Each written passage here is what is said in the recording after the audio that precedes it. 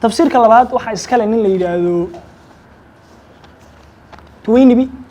وحنا لو فلسفة التاريخ الرجع وجوا قنت بدن بكمية هاي على الشجاع توينبي وحوليه هاي صعد كتاريخ هذا أما يسبدل كوحة سبباي وحوي عدادس يسكعابين الجوتشو عدادس كوي مادتك يسكعابين الجوتشو مركب وحوليه حالة حضارة اللي بحنا هذا سميسوون أكسني وعدادس كمناسب ككوه أود يسكعابين تدك عدادس كسوكوي منايو مركب يسوي تاريخ الدنيا دب مركب راعو عاديا وحكوا فسر مبدأ النوع عاصر وحوليه مثلا بدت كان يمكن النيل كدجا عربتنا يا أفريقيا كان بدنا وبيد النيل كي أجن دجا سيدا اللي مسيح هاي وقت تاريخ مركب لقى شاكين يروني بيوم كتير ما قرن هنا dadku waxay ku wada noolayeen Yurub marka waxa dhacay qabow daran baa ka dhacay casrul jilid wax la yiraahdo jira waa la soo yaacay inama meel bay u cartay reexam xaqan ay mareen halkan Soomaaliya soo yaacay waxaas waa laga sheekayo marka fikradda noocaas markuu dib u raaciyo wuxuu leeyahay markii Yurub uu ka dhacay barafkii darna Yurub markii uu ka dhacay dadkan imika webiga Niil iyo agan dagay iyo webiga ag dagay way iskamayna caabinin way baqeen way soo yaaceen sida daraadeed ilbaxnimo badan meena gaadhin waayo ilbaxnimadu waxay ka imanaysaa inuu cadaadis yimaado cadaadiskiina la iska caabiyo cadaadis ku habboon iska caabinta dadkaas ay karayaan inuu yimaado la iskana caabiyo halkaas markaa ka imanaysaa markaa ilbaxnimada ka imanaysaa laakiin dadkan niilkan degaa maadaama aysan iyagu cadaadiska aysan iska caabinin ka cabsadeen inay soo yaaceen ilbaxnimo meena helin laakiin walaalahoodii ku haray meesha hata Yurub degan buu ku leeyahay ilbaxnimada aragtay gaadheen qaabka noocan markaa wuxuu fasirayaa مالك بن ليبي marka isagu kuma soo darayo tafsiir saddexaad oo taariikhda socodka taariikhda tafsiir saddexaad kuma soo darayo laakiin kan Tuwaynibi wuxuu ku sameeynaya Tuwaynibi cadaadiska uu sheegay waa cadaadis dabiicadeed waa cadaadiska dabiicadda qabowgan iyo barafkan iyo waxan waa cadaadiska dabiicadda marka isagu halkaas uu iswajgareynay uu bedelaya wuxuu oranayaa cadaadiska loo baahan yahay umada qaacin karaya waa cadaadis ka diinta islaamku ay sheegtay xaalad nafsiya waa xaalad nafsadeed oo qofka munaasib uga dhigaysa inuu ilbaxnimo fiican sameeyo salahan qofka muuminka ah ilaahay wuxuu ugu tala galay laba waxbu ayuu kula khitaabay laba waji waa goodin iyo balanqaad wacdi iyo ciid marka labada dhexdooda ku shaqeynaya qofkii laba aayadood buu ayaa waxay oranayaan fala ya'manu makra allah illa alqawm alkhasirun aw kama qaal saasoo kale ayuu oranaya kama aamin noqdo dhagarta ilaahay إلى ذلك خساري موياني يعني قفنا بكم من نكون كريم أوكي هذا الكي عمر لها هدي لي يرادو يعني هل قفوا كلية بس هذا الكار الذي تشوجين نار تقلية إن أنا نجاه ما أسكشكيل هذا النوع عسو كلا وكي عمر لها مركا من المشى يعني ما يمنع يسوع وقف اسمه دجنا يو ويصير جشدو وحيبه يدبود عكينا لينك كلنا بلنقات كلا ويالو هدي أدلاشو لا تيأسوا من رحمة الله أكقوا سن رحمة الله وشقة ود لكن هاي سنة دجان قفك مؤمن كمرك لبدا اسكو شقينيا لبدا عداديس حقن يا حقن بككل يحق كل شقينيا waa xaalad munaasaba oo qofka ruuxdiisu iyo dabiicadiisa ay isdiidi kareenin waayo sida dabiicadaha quraanka uu ku sheegay aadamigu marka uu khayr helo uu isdhigtaa nasiya وهالماما يا وحي سومر وإذا مسه الشر قف قوستيب نقنيا قنوطها marka maadaama aadamka dabacadiisu nooca ay tahay ilaahay wuxuu kula mucaamalaya oo ku wajahaya sida insaankan muslimka ee muuminka oo xaalad fiican oo ilbaxnimo u sameeyo labadaas kala dhaxligay marka balanqaadka goodiska iyo yabaha suuna labadii midna ugu dhicin hadii kale oo halkan yani cadaadiska baag salahan halkan taxaddi cadaadiska uu sheegayo hadii wixiiba laga dhigo kaliya laga dhigo maartay goodin laga dhigo qofku quusanaya وحي هدو قودي هيو لليه لا يأمن مكر الله إلا القوم الخاسرون لليه عدنا بكا يأمن نقون كريسو يروح إن قد يو قوستي فيوصن قنوط من نقون يوم كرنيس هو قوست قفكي لقما دينين هالكاسة حقا كلا الله يغلق نفتي لا تيأسوا من رحمة الله هكا قوستنا رحمة الله سادة رادي حالات مناسب كو نفتي سيو ولا شان قادي كريو أيو سميني مركا مالك بن نبيمون الله يمنن تفسير صدح هذا تاريخات لكن تفسير كتويني بي أيومبو أرنولد توينبي أيومبو مارتي قاب كله أو يسقى القرآن ككتب قاضنا يا كيف تين قاضنا يا أيوس فسري هذا بقى تاريخه محاسمة هي اللي في تركيا تاريخه يحرر كده حية إسكاش قبل شذا واحد نروح محرر قبل شذا كده حية محوية تاريخه قبل هذا بواحد سمية صدح سببه saddex arrimood oo isu tegey wuxuu leeyahay Maalik ibn Nabi marka uu ilbaxnimada qaada dhigayo saddex duni buu u qaybiyaa ilbaxnimo kasta dunida koobaad waa dunida dadka iyo dunida fikirka iyo dunida wax soo saarka sidaa daraadeed taariikhda waxa sameeyay waa saddexda duniyada isu tagay wada jaan qaaday xiriirka marka taariikhda ay ka dhaxayn kara waxaan aan ku magacawnay iskaashiga bulshadu waxa weeye taariikhdu samaysmi mayso haddii aysan saddexda arrimood iyo saddexda duniya aynu sheegaynay aysan xiriir iyo isla jaan qaad fiican ka dhex dhalanin oo مثلا haddii dunida dadku ay burburto labadii duniyada kale sidaynu dib ka arki doono markaynu xanuunada bulshada dib ka gaarayno aynu sheegi doono dunida dadku haddii ay burburto oo ay shaqayn weydo active ay noqon weydo labadii duniyada kale way ku xidhnaa iyadoo bay ku xidhnaayeen waayo dunida wax soo saarkana dadkii un weeye dunida fikirkuna dee qofkiibaa fikiraya qofkaa fikir soo saaraya fikirkiibaa markaa walxa lagu soo saaraya nolosha lagu fudaydinayo wixii waxaan ka yimidna waa dadkii waa dunida dadka saddexdii duni markaa way isku xidhan yihiin marka taariikhda iyo waxa ka dhaxayn karaya xidhiidhada bulshadu waa in taariikhdu ayna samaysmi karinin iyadoo xiriir fiican una ka dhaxaynay saddexdii duniya bulshada ka koobnayd ama ilbaxnimada samaynaysa haddaba asalka xidhiidhada bulshada halkee buu ka imanaya asalka xidhiidhada bulshada waxa weeye camalka ama falka ugu horeeya taariikheed uu sameeyay bulsha maalinka ay samaysmayso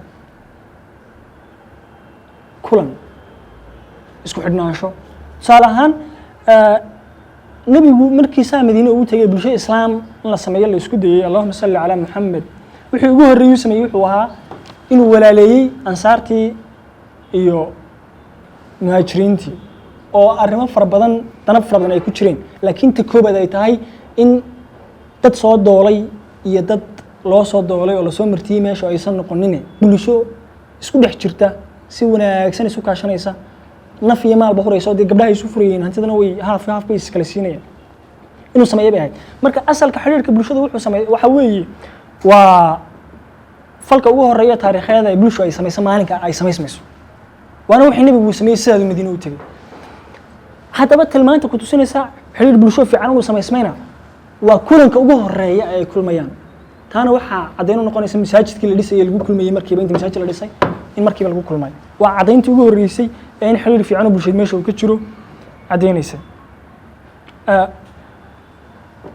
marka xiriirada bulshadu guud ahaan bug maadaama tahay waxa uu ka warramayo dhar iyo balc marka uu dhex marto bug waxa uu ka warramaya maadaama ay iskaashi bulshada tahay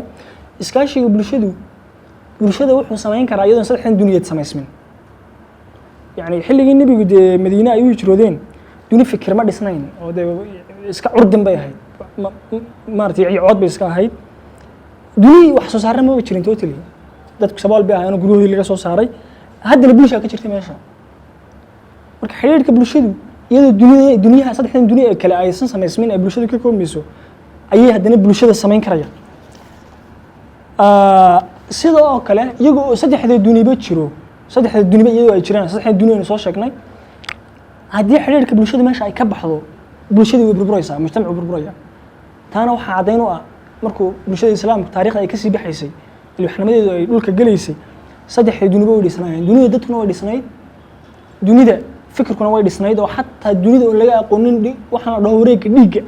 qarnigii 14aad baa laga soo saaray dunida islaamka gudihiisa laakiin cidina dan mayna ka gelaynin oo dee bulshadii baa burbursanayd dunida saddexaad dunia xsaarkuna way jirtay aad bay u jirtay oo iyaga u kobcsanaa hadday noqoto ganacsi wax walba saddexdii duni oo sidoodii u dhisan bay haddana islaamku burburay wax kalena ma aha iskaashigii bulshada ka dhexeeyey dadka ayaa meesha ka baxay dib sidaynu ka arki doonno xanuunada bulshada markaynu gaarayno qofnimadii iyo dantii gaarka ahayd baa soo ifbaxday marka dantii guud meesha ka baxda waana taas sababta keentay ibnu khalduun xataa in ka sheekeynayno qarnigii 13aad afkaartiisa noocan ahee dee maaragtay ground breaking-ka la yidhaahdo in aan cidina dan ka gelin ee qarnigii 19aad 6 qarni kadib ama 7 qarni kadib la ogaado uu nin ibnu khalduun la yidhaahdo inuu carabta ka soo dhex baxay oo waxaan duniduba ka hadlay yani waxba saameyn ma yeelanayaan saddexdii dunida haddii dunidu dadku burburto marka tabiicadda xidhiidhada bulsho ay yeelanayaan waa dhowr nooc cilaaqa thaqaafiya xidhiidh dhaqan iyo xidhiidh dhaqaale sida in shaqooyinkii la qaybiyo qolaba ay wax ku hagaagto dadkii wax daabacayay buwaagtii qorayay ama daabacayay dadkii cuntooyinka soo saarayay dadkii shaqaalaha dawladda iyo howlaha magaalada kala wadayay وحديد نقالة حديد كذا نقالة وأمريكا قيبسكي شقة ويان يخيرات كولي باللبضة حديد كسد حدنا وحديد بلشيد وحديد كسد فنك إيو اللقطة يافكي إحنا عشر جوات حديد ولا قبيضة إيو صدق حديد أيا لورنك أيا لقيت ترمام كريا إني لو قيبين كريا حديد بلشيد الأحمر جودهان أما إسكاش بلشيد أي سميسو صدق حسب أو سميسا halkan wuxuu ku sheegayaa ciwaan uu bixiyay hantida bulshada wuxuu leeyahay bulshada waxa lagu qiyaasaa hantida ay haysato xadiga fikir ee dhex yaala xadiga fikireed ee dhex yaala fikirka laftirkiisa kaligiina waxba ma sameynay sidii hadda aan sheegaynay haddii aysan xidhiidhadii bulshada ama saddexda duni ayna si fiican u wada shaqaynaynin marka bulshadu ay gaadho heerka ugu sarreysa waa marka xidhiidhada bulshada dhex maraya iyo iskaashiga bulshada uu heerka ugu sarreeya saameynta leeyahay marka bulshada heerka ugu liita ay gaadhana waa marka xidhiidhada bulshadu ay dhulka tageen marka saddex marxalo u kala qaybinaya bulshada saddex door buu maraa bulshadu ay martaa mujtamacu maraa xaaladda ugu dhameyska tiran waa xaaladda dhammaan wax qabadka qofku iyo dareemadiisa ay xukumayso ruuxda iyo ruuxaaniyadda oo ku xiran duni sare wax maqan ilaah isaasoo kale marxaladda labaadna waa marxaladda dhammaan wax qabadka qofka iyo fikirkiisa iyo dareemihiisu ay hoos tagayaan awoodda caqliga marka xaaladda marxaladda marka ay ku jiro bulshada ay marayso waxa aadka ay u tixgelinaysaa waa dhibaatooyinka maadiga ah halka marxaladdii hore ay waxa muhiimadda ay siinaysaa yahayd shay metafisiqi oo maqan oo ilaah oo kale ah ilaahay marxaladda saddexaad waa marxaladda bulshadu fikirkeeda waxqabadkeeda iyo dareemaheedu dhammaan ay hoos tagayaan awoodda dareemaha waana marka qofku uu ka xadhig furanayo dabarkii ruuxda iyo caqligaba waana marka bulshada burburayso cafsi masaamix xanuunka bulshada marka waxaad ka dhex arkaysaa markaan mawduucina aan dhex socno oo dhan ciwaan kasta inuu soo qaadano xiriir bulsho ma ku dhex jireen waxa saameynta yeelanaya active-ka mar kasta ay marka taa u fiiriso waxaynu soo akhriin oo dhan waa xiriirka bulshada iskaashiga bulshada muhiimad uu leeyahay xanuunka bulshada wax kale ma noqonaysa sidaan hadda sheegayno weeye marka bulsho ay horumarto waxa sababta u yahay waa sida ay active-ka u tahay xiriiradeeda bulsheed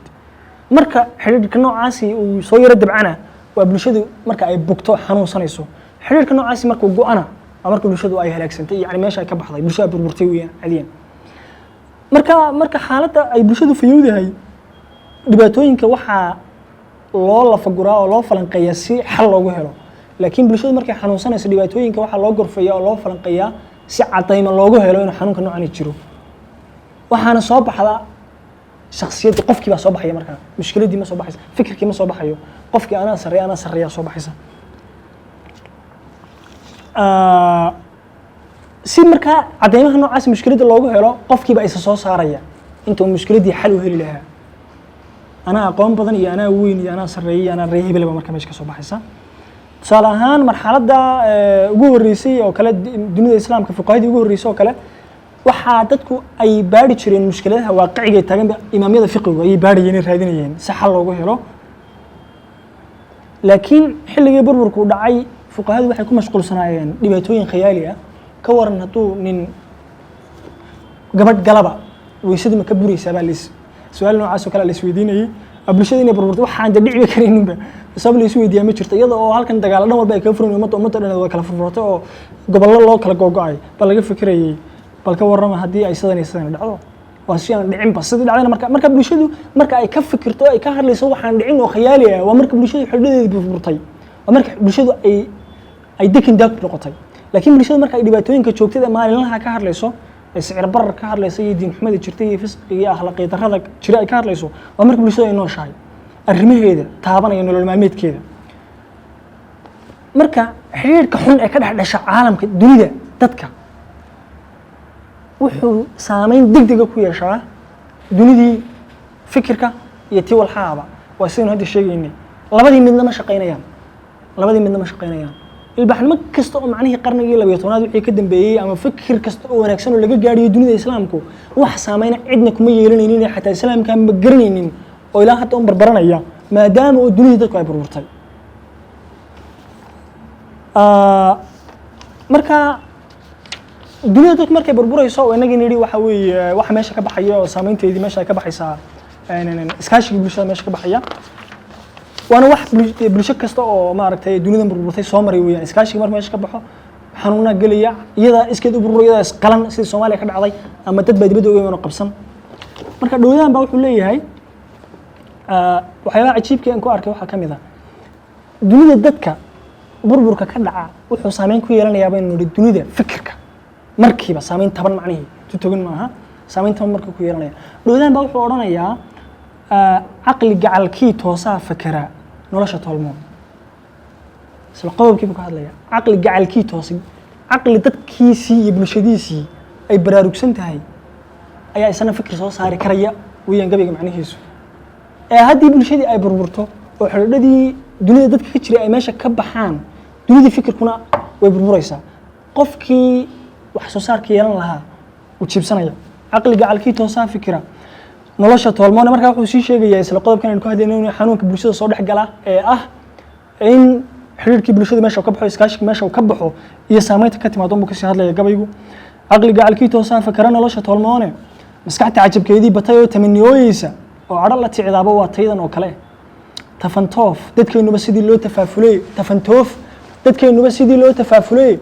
taantooge oo waa tabtay ii tawaliyeene rag bay weli tabaysaa hadday soo tircinayaan sumal dadeed bay sugaysaa buu hogaamiya inkastoo tixgelin ay rabtay oo tooxna lagu sheego tabar xoog ma aha ileen garashada taag leh tafaraaraq mooyee hadday dhimato tawfiiqdu tashi qayro weydaa ileen taaba gelin weyso cudurkii bulshada ka hadlayna hadana wuxuu ahaa in afka carabiga ku yiri sheegaynay yara murugsanaa waa tafaraaraq wax kale ma aan xiriirka bulshada markuu meesha ka baxay iskaashi bulshada meesha ka baxo tafaraaraq weeyaan wax dhaca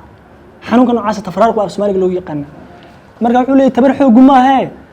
ileen garashada taag leh tafaraaraq mooyee hadday dhimato tawfiiqdu tashi qayro weydaa ileen taaba gelin maysa rag haltaa toodii ka dhiga ama takooraya isla xanuuna kale bulshadu tilmaantiya makhraatiga ileen kuguma taageero tabulaasaga u dhurtay tuugan inuu jeedaha hurdu kugu talaaliye ileen tooska oran maayo maska iligta kugu tiifaya ka turqaday dhiigu tashaq micida ka tiri ileen kaaga turi maayo niman teerigaag iyo jecleen toori aad xirato tunbuqiyo ileen kuma yidhaa toban la yaal iibso tukashada ibliiska duwiyo toobadkeennimadu ma taqaanid mooyee ileen khayr ma taban taabsho indha lagu turbaaya ileen tuugis kama dhowrin wuxuu yiri tuxsadaada shiisha ileen toogti lama seego taraan geel irmaankii carrada igu tiraabaysay tulida u tarmaysay ileen tooyad ma iloobin dadkii maal turaabta lahayn taajir bay ismoodin caydhu ii tagaabe ileen kama tabiinayso warmaan soo dastuur bay heshay buuri kuma taraarsiine waxaan toobiyeenii halkay gacan togleynayso tuucu gaba uma taawiilona ama tixgeeraare in dhaweydba hadalkan tidcaawaa tabaan tabise kana looma tixisaad horta igu taqaaniine tirtirsana tawaan uma haye waan tartaarsiiye sidii haatan iga taagan tahay waa tolo ayee oo takarta maroodiga liqdaan soo tufleeyahay anna tiriyay maanse kuwan uga tayaagooday agow toobadii lagu jiqiyo talax tagii mooge tatab iyo laxadow haddaad ii tukubi weyday taageeraadana low tiigsa weligay taladay 4 mantay oo taar allaan diray tubta nolosha loo sii mariyo toorahan damacnay tubtug rooni ma ahee الله نقول تلقوش وحالك نقول سيحية مجتمع يو أخلاقه أنشح وحن نري ستقى بالشدو أما واحد بالشدو اللي قمك عابا حريداً بالشدة حريداً كده حية أي نكون شاقنا إني سمعنا يان بالشو مجتمع إني سمعنا يان لفتو إسكما سميسمان waxa haaga qawaacidi xeerar kana waxa ugu horeeya anshaxa iyo quruxda waxa qurux loo yaqaan maxaa quruxa maxaa foolxuma saasoo kale macnaheedu bulshada tusaalahan markaad joogto Itoobiyada kore dharka quruxda loo yaqaan labiska ugu wanaagsan la gashanayo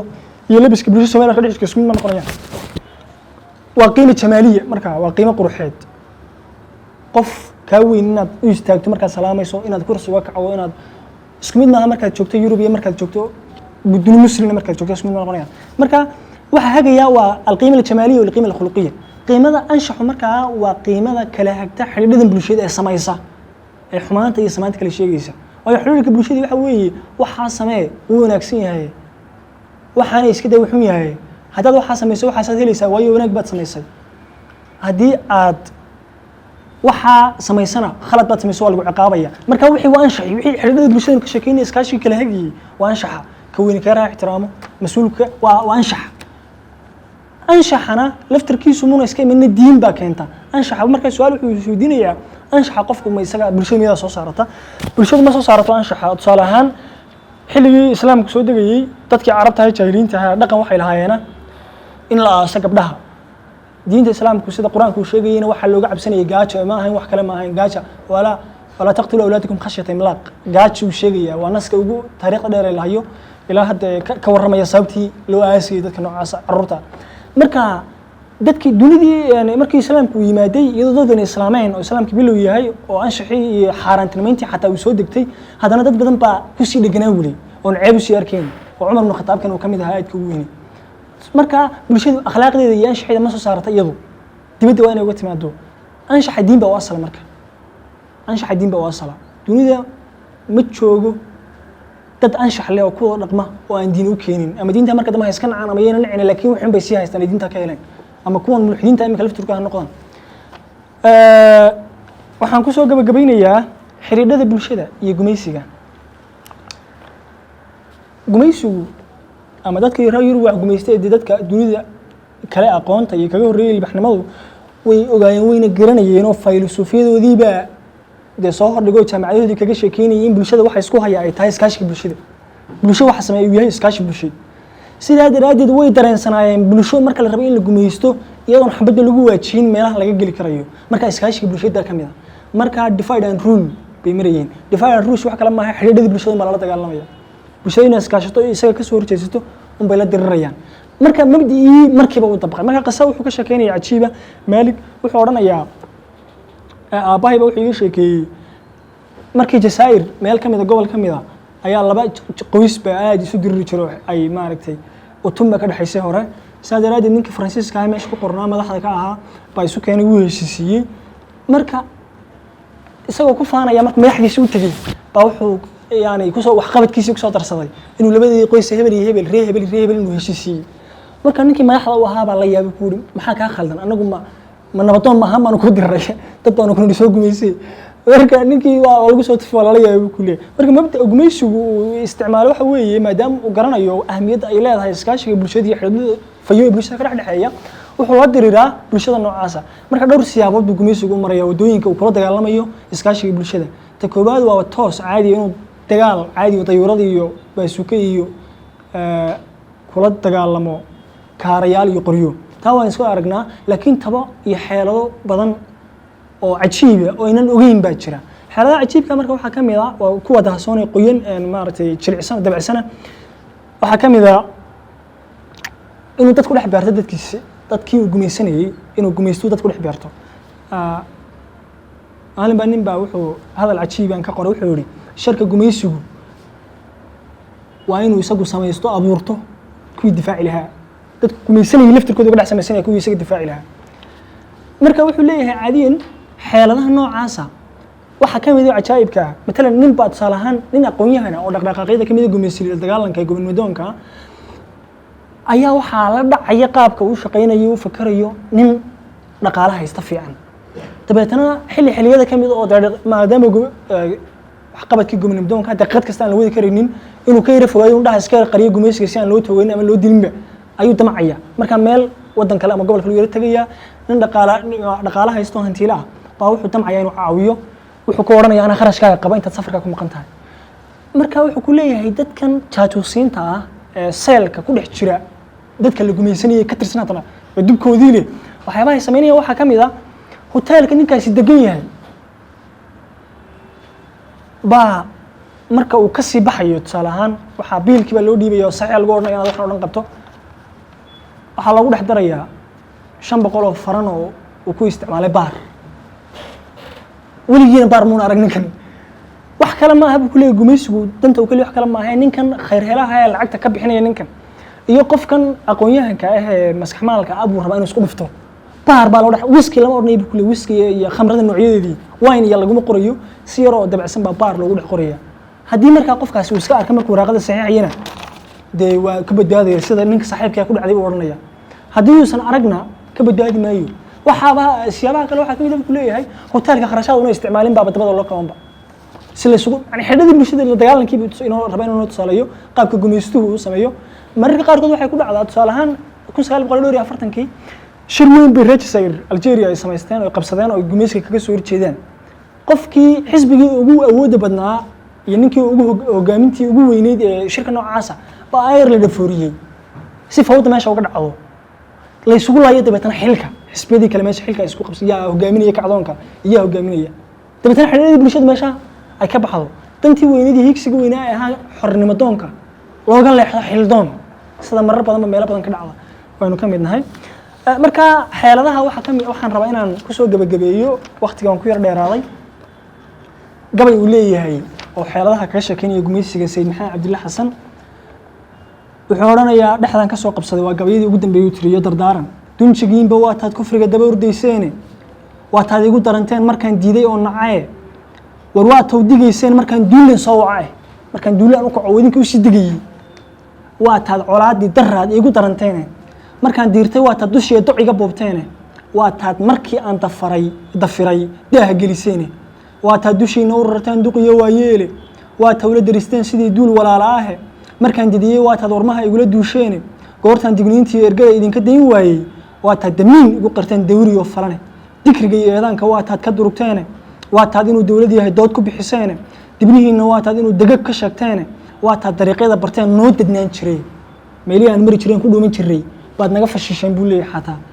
waa taad dariiqyada barteen noo dadnaan jiray goortuu dantiisii helay idin dubaaqeeyey waa taad dalcuuskii berbera ula dawaafteen diihaalka waa taad hindiga daal ka barideen dagaagiina waa tii xeryaha deyran loo dhigay waa tuu dareersaday fircoon diracyadiinii waa tuu diyaar ugu liqmiyey diinta gaalada damac beena weeyaan waxaad nagu dilaysaane waa waxaad dariiqii sharciga uga dulanteene dawgii rasuulkiina waa daba maraysteene nin dardaran ibliiskii dafaa dow ka raaridaye dalacaad jacayl baad kurtiin noola dirirteene waynagii sheegaynay bulshada burburku marka aan leenahay bulshadu caadiyan xaaladda ugu dambeysay burburka qarka ay u saaran tahay waa marka qofku dantiisa goonida ahaa uu ka doorbiyo dantii guud gumaysi baa lala diriraya halkana waxaa la leeyahay dalacaad jacayl baad kurtiin noola dirirteene dubaaqii waxaa idinka galay daara buuxsada waa hantidii dunida dawo kama heshaan farinji aad daawo dhigataane dabin buu idin qoolayaa wuu idin dagayaaye dirhamku idin qubahayaad dib u go-aysaane doodna waxaan u leeyahay dadka hadalka dayn waayey niman yahuudamiinnimada waa lagu dulloobaye dadku wuxuu jeclaystaa waxaan duxi ka raacayne nin ragay dardaaran u tahay doqoni waa mooge dembi weeye kufriga oo ay u dabacaysaane marka hore dabku idinka dhigi dumar sidiisii mugga xiga dushuu idinka raray sida dameeraha mugga xiga dalku idinku odhan duuyo dhaafsada mugga xigana daabaqada wuu idin dareensiine dunjigeeda Soomaali baan dawirka ka ahaaye dhaxaan daraawiishta idhi doonta gaalada dhaxay askara u dalbaday dabada taageene dhaxaan dabkii iyo la haray dunyadu wadee dhaxaan intaan janana dilay soo dabaaldegay dhaxaan dekada uu camray duniyay oo rogay ninkiisa dirirta geeya maalin bay dunidu ciishaaye maantaan dabaaldega iyo darajo eegayay ragga haatan igu diimayo duxiya ka raacdo. Assalaamu calaykum.